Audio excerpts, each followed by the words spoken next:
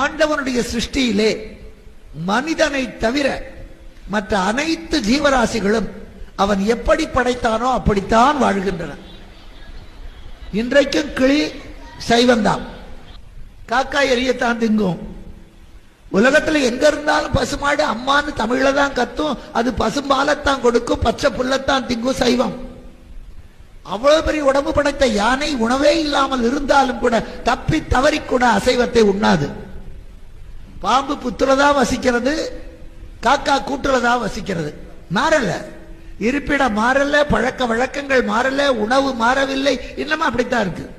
ஆனா மனிதன் உணவு, உடை, பழக்க வழக்கங்கள், வாழுகின்ற வாழ்க்கை முறைகள், சிந்தனைகள் எல்லாமே மாறி போச்சுன்னு சொல்றதை விட நாரி போச்சுன்னு சொல்லணும். மாறி போனது மட்டுமில்லை, நாரி போய்விட்டது. மாறுவது உயர்ந்ததாக இருந்தால் நம்ம பாராட்டலாம்.